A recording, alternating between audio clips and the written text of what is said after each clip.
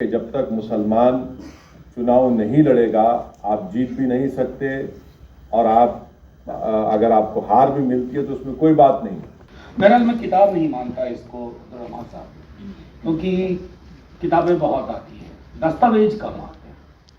ये दस्तावेज है, क्योंकि ये किताब सर्वाइवल की बात नहीं कर रही है, ये किताब हक की बात कर रही है। ये किताब रहम नहीं मांग रही है, ये किताब जो हमारा है वो हमें दे दिया जाए ये मांग रही है।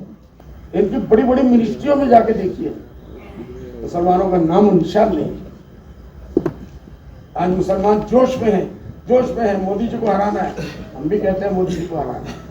Muslims must have an exclusively political party to redress their grievances. सारे रिपोर्ट्स ये बयान करते हैं कि मुसलमानों की आर्थिक, सामाजिक और शैक्षणिक स्थिति बेहद खराब है। यह दलितों से थोड़ा सा बेहतर है, लेकिन ओबीसी से भी नीचे है। सोमवार की शाम दिल्ली का अम्बेडकर इंटरनेशनल सेंटर मीडिया के लिए तवज्जो का केंद्र बना रहा। मौका था महाराष्ट्र के आईपीएस और फॉर्मर आईजीपी अब्दुल रहमान की लिखी पुस्तक के विमोचन का। इस मौके पर आरजेडी के नेशनल स्पोकपर्सन और राज्यसभा मेंबर मनोज झा, एआईएमआईएम के अध्यक्ष असदुद्दीन अवैसी, इंडियन यूनियन मुस्लिम लीग के नेशनल ऑर्गेनाइजिंग सेक्रेटरी और लोकसभा मेंबर ईटी मोहम्मद बशीर और एआईयूडीएफ के अध्यक्ष मौलाना बदरुद्दीन अजमल के अलावा दी वायर की सीनियर एडिटर और जर्नलिस्ट आरफा खानम ने इस पुस्तक का विमोचन किया। पुस्तक की खास बात इसका टॉपिक है absent in politics and power, politics exclusion of Indian Muslims, जिसमें पूर्व आईपीएस अब्दुल रहमान ने राजनीति में मुसलमानों की हिस्सेदारी को लेकर आज़ादी के बाद से अब तक का सारा डेटा देते हुए इसे एक दस्तावेज की शक्ल दे दी है। 2024 के लोकसभा इलेक्शन नज़दीक हैं और इस लिहाज से इस पुस्तक को मुस्लिम रीडर्स तक पहुंचाने की आवश्यकता महसूस की गई।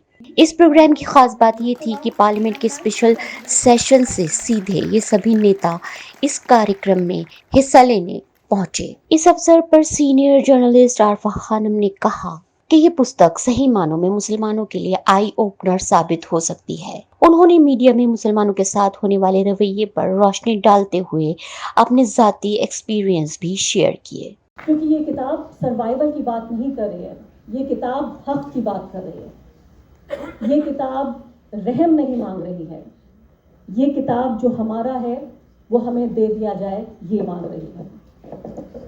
तो इसलिए मुझे इसका भी एहसास हुआ कि इस किताब के ज़रिए 20 करोड़ मुसलमानों का जो एक डेमोक्रेटिक फ्यूचर है उसकी उम्मीद भी बताती है ये किताब, और हिस्ट्री से हमें रूबरू कराती है कि ठीक है, जो तारीख है उसने बहुत बुरे दौर देखे हैं, इससे भी ज़्यादा बुरे दौर देखे हैं, और वो दौर गुजर गया, ये दौर भी गुजर जाएगा। जब आप पन्ने पलटते हैं तो बहुत सारे स्याह पन्ने नज़र आते हैं। इस किताब के ज़रिए भी मैंने देखा कि इस किताब में भी इससे ज़्यादा स्याह वक्त आया है हिंदुस्तान की डेमोक्रेसी के लिए, मुसलमानों के लिए, कॉन्स्टिट्यूशन के लिए, और ख़ासकर ऐसे दौर में। अभी प्रोग्राम रिकॉर्ड करके आई हूँ यहाँ आने से ठीक पहले, और मैंने अपने प्रोग्राम में कहा कि कैसे इंडियन डेमोक्रेसी जो है वो हमारे नरेंद्र मोदी जी ने एक मिस्ट्री बना दी है, एक रहस्य बना दिया है, जिसमें कभी कुछ पता नहीं चलता कि सेशन जो है वो 5 दिन का अनाउंस कर दिया गया। अब लोग कयास लगा रहे हैं बैठे हुए कि क्या भारत, इंडिया का नाम भारत बदला जाएगा, क्या संविधान बदला जाएगा, क्या इलेक्शन कमीशन को लेकर जो कानून आ रहा है वो होगा, क्या 1 नेशन 1 इलेक्शन होगा, या इसके अलावा विमेंस रिजर्वेशन बिल आएगा। यानी किसी भी तरीके से कोई ट्रांसपेरेंसी की गुंजाइश नहीं है। एक ऐसा दौर है जो इलेक्टेड डिक्टेटर्स का दौर है। इस अवसर पर प्रोफेसर मनोज झा ने कहा कि 2024 के बाद कुछ भी बदलने वाला नहीं है। हालात इतनी खराब हैं कि अभी सब कुछ ठीक होने में न जाने कितना समय लग जाए। बहरहाल मैं किताब नहीं मानता इसको रहमान साहब, क्योंकि किताबें बहुत आती हैं, दस्तावेज कम आते हैं। ये दस्तावेज है। और एक और चीज कहूँ, बड़ा अनफॉर्चुनेट है, मैं जिंदगी में पहली बार किसी किताब के रिलीज के मौके पे आया हूँ, और मैं पढ़ के नहीं आया हूँ क्योंकि किताब कल रात में मिली है और आज सुबह से मैं पार्लियामेंट में। बहरहाल थैंक यू वेरी मच। मैं मीडिया के काफ़ी साथियों को देख रहा हूँ, यहाँ भी माइक देख रहा हूँ, मीडिया के इतने सारे लोगों को देखता हूँ तो खुशी भी होती है और थोड़ी आशंका भी। बड़ा मुश्किल दौर है, जिनसे डरना नहीं चाहिए उनसे भी डरना पड़ता है। बिल्कुल। इस मुश्किल दौर में मैं 2-4 चीजें कहूँगा और मुझसे सवाल एक रखा गया था उसको भी मैं लूँगा। लेकिन साथियों, तमाम हम सब लोगों को एक बात जाननी होगी। आरफा जी मेरे बगल में बैठी हुई थी, मैंने उनसे कहा हम में से कईयों को ये मुगालता है कि 24 का चुनाव जीत जाएंगे तो देश पटरी पे आ जाएगा। देश बेपटरी हो चुका है और अब ये पटरी पे सिर्फ चुनाव की वजह से नहीं आया। 47 में तकसीम हुआ था, तकसीम के बाद भी इतने बुरे हालात नहीं थे। वहां साहब आपने महावीर त्यागी का जिक्र किया, पंत साहब थे, लेकिन एक बड़ी आबादी ऐसे लोगों की थी जो इन लोगों को कहती थी कि माइंड योर बिजनेस। मैं तो नरेंद्र मोदी जी को एक बात कहूं, हाथ जोड़ के उनका धन्यवाद करता हूं, उन्होंने चेहरे से नकाब उतरवा दी। सब बेनकाब हो गए, अच्छे खासे लिबरल दोस्त, बड़ी बड़ी बात करने वाले, मतलब लोग तो आप बिरयानी खाने को भी सेक्युलरिज्म का प्रतीक मानते हैं। अरे मुझसे मैं कम्युनल नहीं हो सकता हूँ, मैं बिरयानी खाता हूँ। उनसे कहना पड़ता है कि हमने बिरयानी खाने वालों को कत्ल करके भी देखा। तो बिरयानी खाता हूँ, मेरे कुछ मुस्लिम दोस्त हैं, मेरा बेस्ट फ्रेंड स्कूल में मुसलमान था। साहब ये लोक कथाओं से, दंत कथाओं से हकीकत नहीं बयान होती है, हालात बेजार। यकीन मानिए, मैं यहां खड़ा होकर के आपसे ये नहीं कह सकता हूं कि सब कुछ ऑल इज वेल है और बहुत बढ़िया होगा, कुछ नहीं होगा। हम बहुत बुरी हालत में, चुनाव कुछ नहीं कर सकता। चुनाव जीतने के लिए लोग भी वही तरीका अपनाने लगते हैं जो तरीका बीते 9 वर्षों में लोगों ने सीखा। जरा सा किसी पे भरोसा होता है, पता चलता है वो भी किसी बाबा के चरणों में लौट गया। ईटी मोहम्मद बशीर ने इस अवसर पर बताया कि कैसे उनकी पार्टी केरला में मुसलमानों के लिए काम कर रही है। Muslims must have an exclusively political party to redress their grievances. We stand with the third school of thought, that in the parliamentary democracy, ballot is the most powerful weapon. Without an exclusively political parties, that cannot be attained. So I strongly argue that the only remedy is to have exclusively political setup for the Muslims. Assam में सरगर्म leader AIUDF के अध्यक्ष मौलाना बदरुद्दीन अजमल ने भी बताया कि वो किस प्रकार आसाम में मुसलमानों के खिलाफ होने वाले सुलूक का सामना कर रहे हैं। जो इंडिया गठबंधन की बड़ी तारीफ करते हैं और करना चाहिए, इस वक्त इंडिया गठबंधन की जरूरत है। उन्होंने मुसलमानों को क्या अहमियत दी? उनके स्टेज में एक भी मुसलमान है? वो कल आने के बाद आपका सब कुछ करेंगे। आज क्या रवैया उनका बताता है। हमारे आसाम में एक कहावत मशहूर है, जो माँ बाप को बच्चा पालेगा उसके घटने के दाग से पता चलता है। चलने के घुटने में अगर दाग ना हो, वो हिंदुस्तान के बड़े बड़े उलमा बैठे, कोई इस बात की आवाज नहीं उठाता क्या पाप किया इन दोनों ने। अभी हम लोग कोई नई बात कर लें तो फतवे देने के लिए हमारे खिलाफ आ जाएंगे, कुफ्र तक के फतवे दे देंगे आप लोगों को। लेकिन जो लोग घुसने नहीं दे रहे, बैठने नहीं दे रहे, आज हैदराबाद में जितने उनके मुसलमान ठुकराए हुए लीडर थे, सबको कल मैंने देखा, उन्होंने हैदराबाद में ले जाकर मैदान में उतार दिया। क्या कसूर है उनका?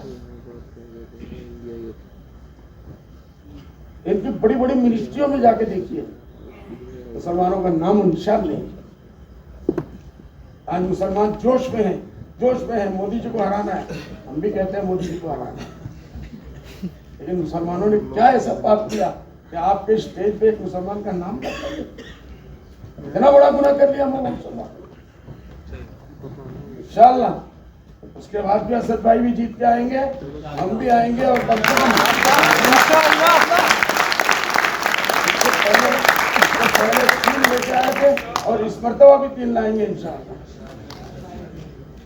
और जीतने के बाद जब इनको एक एक सीट की जरूरत पड़ेगी तो उस वक्त असद भाई भी याद आएंगे।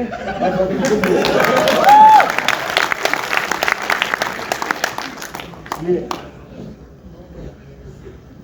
देखिए थी मैंने निकाल दी, और आखिर में AIMIM के सदर असदुद्दीन अवैसी ने अपनी बात रखते हुए कहा कि अब्दुल रहमान की ये किताब जरूर पढ़ेंगे और अपनी तकरीरों में इसके डेटा को भी कोट करेंगे। उन्होंने कहा कि मुसलमानों को राजनीति में जरूर हिस्सा लेना चाहिए, और मैं हमेशा यही बात कहता हूँ कि जब तक हम राजनीति में हिस्सा नहीं लेंगे हम कभी आगे नहीं बढ़ सकते। मैं ये समझता हूँ कि एक बेहतरीन किताब लिखी गई है, और पूरे पार्लियामेंट के 17 जो लोकसभा के इलेक्शन हुए उसमें कितने पार्टीज़ ने अपनी जानिब से कितने मुसलमानों को टिकट दिया, और कितनी रियासती पार्टियों ने लोकसभा के चुनाव में इंतखाबात में मुसलमानों को टिकट दिए, और फिर उसमें कितने कामयाब हुए पहली लोकसभा से लेकर मौजूदा 2019 तक। और साथ ही साथ उस किताब में उन्होंने रियासती असम्बली के इंतखाबात में भी मुख्तलिफ रियासतों का जिक्र किया है जहाँ पर कितनी पार्टीज़ ने मुसलमानों को टिकट दिए, कितने कामयाब हुए। और उस किताब के आखिर में उन्होंने हर रियासत में जितनी असम्बली हल्के जात हैं उसमें उन्होंने मुसलमानों का आबादी का तनासुब भी लिखा। तो मैं समझता हूँ कि एक बहैसियत एक सियासत के तालिब इल्म के लिए ये हमारे लिए बड़ी मुफीद साबित होगी।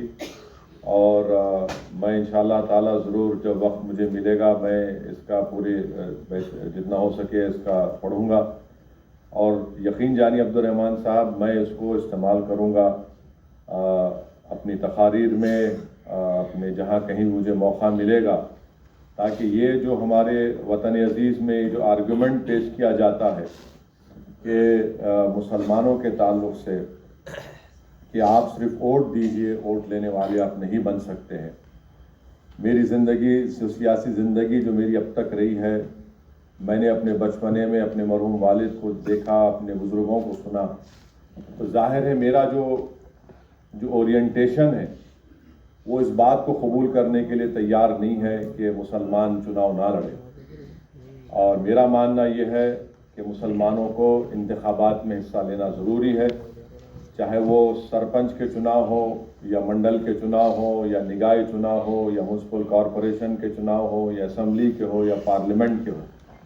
और मेरा मानना यह है कि जब तक मुसलमान चुनाव नहीं लड़ेगा आप जीत भी नहीं सकते, और आप अगर आपको हार भी मिलती है तो उसमें कोई बात नहीं, मगर आपको लड़ना ज़रूरी है। अगर आप हार के डर से इलेक्शन नहीं लड़ेंगे तो फिर आप कभी भी नहीं जीत पाएंगे। इस अवसर पर इस किताब के राइटर और ex-IPS अब्दुल रहमान ने भी अपना पक्ष रखते हुए बताया कि उन्हें क्यों इस पुस्तक को लिखने की ज़रूरत महसूस हुई। 1980 में भोपाल पैनल की रिपोर्ट आई थी जिसे गवर्नमेंट ने पब्लिकली पब्लिश नहीं किया। 2006 में सच्चर कमेटी की रिपोर्ट आई, 2007 में रंगनाथ मिश्रा कमीशन की रिपोर्ट आई, 2014 में कुंडू कमेटी की रिपोर्ट आई, महाराष्ट्र में महमूदुर रहमान कमेटी की रिपोर्ट आई, तेलंगाना में कमीशन ऑफ इंक्वायरी रिपोर्ट आई, और भी मुख्तलिफ रियासतों में तरह तरह के रिपोर्ट्स आए मुसलमानों के हालात के ऊपर। और सारे रिपोर्ट्स ये बयान करते हैं कि मुसलमानों की आर्थिक, सामाजिक और शैक्षणिक स्थिति बेहद ख़राब है। यह दलितों से थोड़ा सा बेहतर है लेकिन ओबीसी से भी नीचे है। लेकिन इसको दूर करने के लिए सरकार ने अभी तक कोई ठोस कदम नहीं उठाया है। दूसरी तरफ मुसलमानों के खिलाफ डिस्क्रिमिनेशन, हिंसा, कम्युनल राइट्स जारी रहे। 2014 तक तो ये थोड़े से एक प्रॉपर लेवल पे होता था, लेकिन 2014 के बाद ये ओपनली हो रहा है, जेनोसाइड्स के कॉल दिए जा रहे हैं। लेकिन इन सारी चीज़ों को कंट्रोल करने के लिए कोई मैकेनिज्म नहीं है, कोई एक्ट नहीं है। तो मैंने सोचा कि इन सारी चीज़ों के पीछे एक तरफ तो हमारे हालात ख़राब है और दूसरे तरफ हमको हमारे खिलाफ हिंसा की जाती है। इसके रीजंस क्या हैं? रीज़न मैंने ये पाया कि हमारी आवाज़ नहीं है नेशनल लेवल पे, और हमारी आवाज़ इसलिए नहीं सुनी जाती है कि लोकसभा में और स्टेट असेंबलीज में हमारा ड्यू रिप्रेजेंटेशन नहीं है। और सारे लोग कहते हैं कि पॉलिटिकल एम्पावरमेंट इज की टू ऑल एम्पावरमेंट। अगर हम वहीं पे फेल हैं तो हर तरह की यातनाएं हमें सहनी पड़ती हैं। ये मकसद है इस किताब के लिखने का